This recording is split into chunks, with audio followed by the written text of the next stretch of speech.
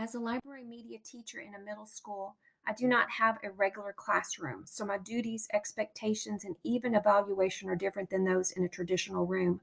This does not preclude me from having to design creative lessons, but I do have to be realistic. I could put together the greatest lesson, but still be bound by the limited time with each class of visiting students.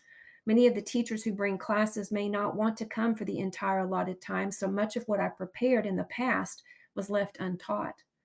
I conducted a deep dive into what the best instructional design method would be for a librarian. What I thought I would find was something along the lines of the backwards design model. But what I found was the ADDIE model, and it was the one preferred by many of the librarian authors. I could have stopped there for whole group instruction design, but I also spend a lot of time in one to one sessions with students. So I happened upon an even better idea to have in place for those occasions. There is a modification of the ADDIE called BLAM, Blended Librarians Adapted ADDIE Model. The design model takes the basis of ADDIE but tweaks each aspect to give it more of a library flavor. BLAM model would be helpful in my capacity at providing reference services to the students and teachers, while the broader ADDIE model would be utilized when planning for a full class. My thought was to have a general lesson that I would use in the one to one sessions. It would be repeated with each student as needed. We learned it in our LIS 512 class, and it's referred to as a reference interview. I would create a quick card for the use and make sure that all aspects of the interview were covered. The full ADDIE model would be used when planning for whole group instruction. I want to spend part of the summer analyzing what needs to be taught and then preparing lessons prior to the school year. Having the ADDIE and BLAM models in place will better prepare me for my limited instruction time. Anytime I purposefully identify a program to follow, it makes me more accountable in my planning, whether it's following a healthy eating plan or writing lessons. Choosing the best design theory to follow is an intentional process to create more effective instruction, whether in a one to one or a whole group setting. Having a plan in place for each of these scenarios helps ensure that I teach the important aspects of all that the patrons need to learn, as well as help keep me focused. Tammy, thank you for sharing those two different formats. I had never heard of those, and so I kind of explored them a little bit more myself. And they're both great opportunities for a librarian to use in the planning process.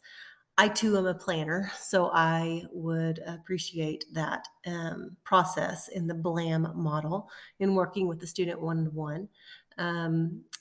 I think that's a great idea that you have in providing, using that format to provide a reference service and looking at the reference interview and what we learned in List 512.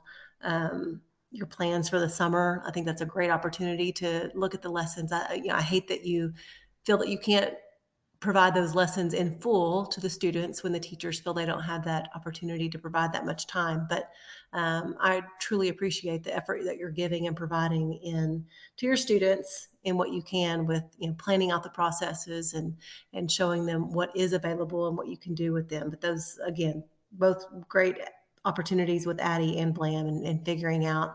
And I appreciated your sharing of that. Thank you.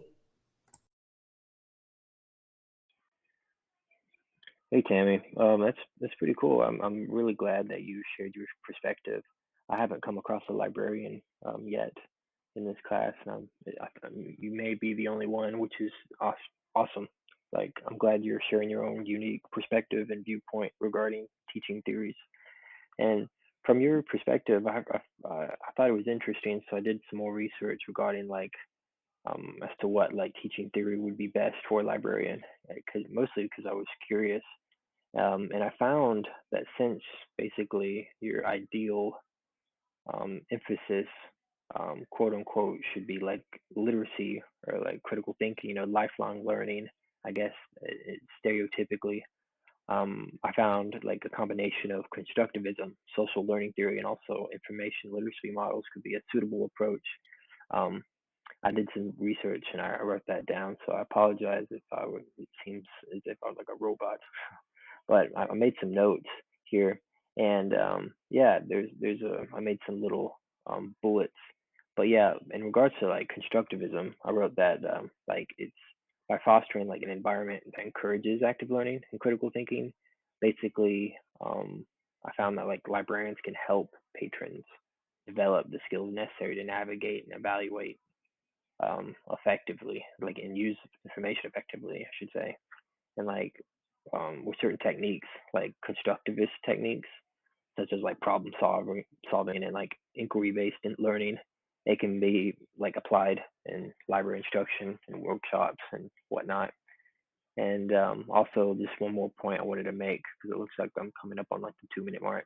I wanted to emphasize like this other bullet point that I made regarding social learning theory. It seems as if like librarians can also incorporate social learning principles by like providing opportunities for collaboration and group work, as well as like facilitating learning through like observation modeling. I found like this approach can help patrons learn from one another and develop essential communication and teamwork skills. And I guess I'll just go this last one. It's fine if it goes over 2 minutes. I don't believe there is a certain limitation or a maximum. So I wanted to go into like this information literacy model. That the other bullet point that I wrote down, I don't want it really to go to waste. Basically, like specific frameworks such as like Big Six or Scannell, Seven Pillars of Information Literacy, or the ACLR framework for information literacy. It can basically like guide librarians in designing instructional activities and resources that basically help, like I said before, I guess patrons effectively identify, evaluate, and use information. So I think these models typically emphasize critical thinking, also like research skills and ethical use of information. But yeah, there's those are the three main things I wrote down after doing some research and whatnot. And basically, I want to emphasize that I found there's three: there's constructivism, social learning theory, and also information literacy models. Um, it's it's a toss up between the three in regards to like what would be best for a librarian regarding a teaching theory. And let me know if any of these are applicable to you or have you used some of these before. Why not? Because I actually got very curious regarding what teaching theories a librarian would use. And yeah, I appreciate if you got back to me if any of this was applicable or not. Thank you. Hi, Tammy. I was so excited to listen to your voice thread. You mentioned the limited instruction time, which is so true. It is always a challenge, and the time constraints always affect how much instruction and practice that can take place when the kiddos are in the library. Our standards cover a lot of ground, and trying to meet the district's expectations and admin requirements can make it difficult to nail down one specific instructional design that fits all. I've learned to modify along the way according to the amount of time I have and how the students are responding. But the bear in the room is sixth grade. While I plan my lessons in a somewhat backwards design, it is directly to support the TEKS, which is an expectation of my admin. If the teachers teach the elements of fiction, then that's what I'm supposed to reinforce in my library lessons. But again, as far as sixth grade, I found that the same instructional design that I use for pre K through fifth does not work well. I'm not seeing the same excitement for learning and continuing conversations.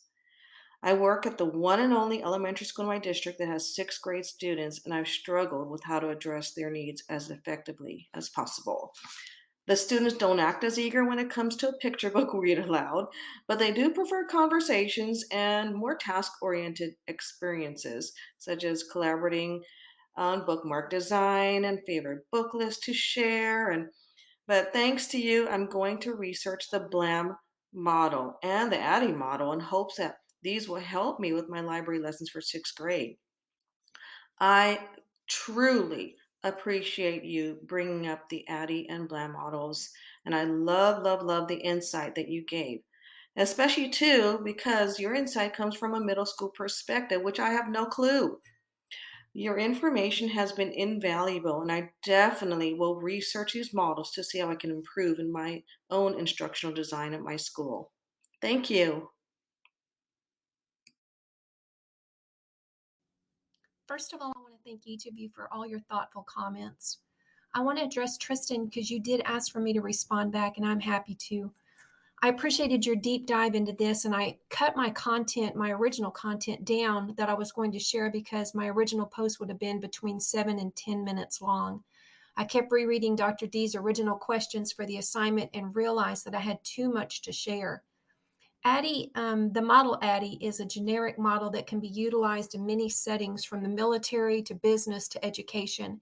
And I chose it because it was a model preferred by librarian authors such as Bell and Shank, among others for instructional design. While I realized that they were referring to academic libraries such as we find here at A&M Commerce, the design model can still be applicable in K-12 education as a generic framework. It is a place to start, and I have never really subscribed to any particular model in the past. Rather, I looked at what needed to be taught and created whatever lesson would fulfill that goal. You mentioned several models that could apply to the library environment, and in particular, the information literacy. I learned about this in LIS 512 and remembered an information literacy model called the Big Six problem solving model, which was developed by Eisenberg and Berkowitz. In looking back at the specifics of the model, what I found was even it is loosely based on an ADDIE model. The big six steps may not be called the same, but the idea behind them is like the ADDIE model. So thank you again for the thoughtful information. I really do appreciate that you shared it with me.